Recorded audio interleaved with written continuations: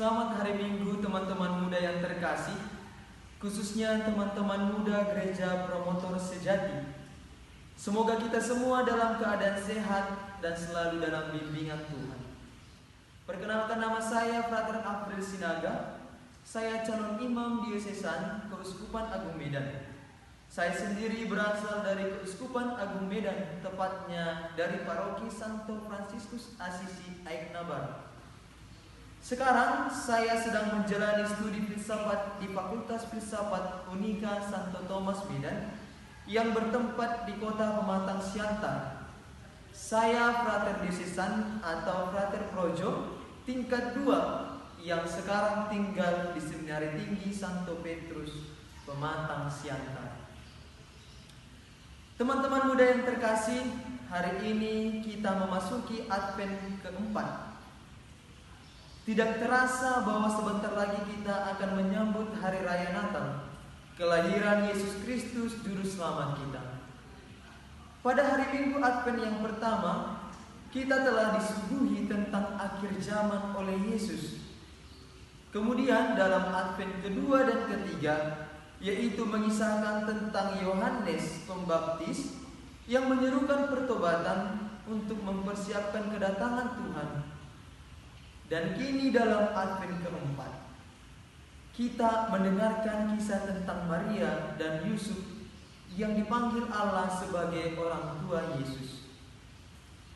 Teman-teman muda yang terkasih, kedatangan Kristus ke dunia bukanlah kedatangan yang secara mendadak, melainkan kedatangannya sudah sejak semula dinubuatkan oleh para nabi. Dan nubuat itu secara gamblang diungkapkan dalam bacaan pertama hari ini, yaitu dari kitab Nabi Yesaya.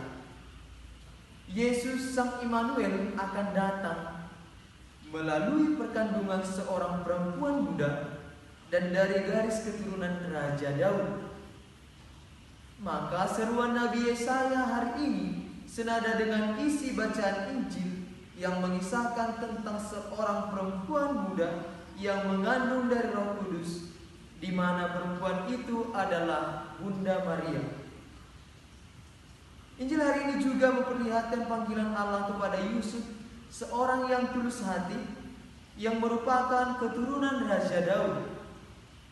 Yusuf dipilih Allah untuk menjadi suami Maria dan ayah bagi Yesus, bukan saja karena Yusuf adalah seorang yang tulus hatinya, tetapi juga seperti yang sudah dinubuatkan bahwa Yesus akan dilahirkan dalam garis keturunan Raja Daud, yaitu yang ada dalam diri Yusuf sendiri, karena ia merupakan keturunan Raja Daud. Teman-teman muda yang baik hatinya, apa yang dapat kita petik dalam kisah Injil hari ini? Ialah terangkum dalam 3 keutamaan, yaitu yakin, menerima, dan melahirkan. Atau bisa kita ingat dengan Y2M.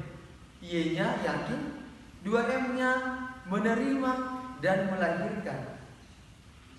Dikisahkan bahwa Yusuf akan menceraikan Maria secara diam-diam.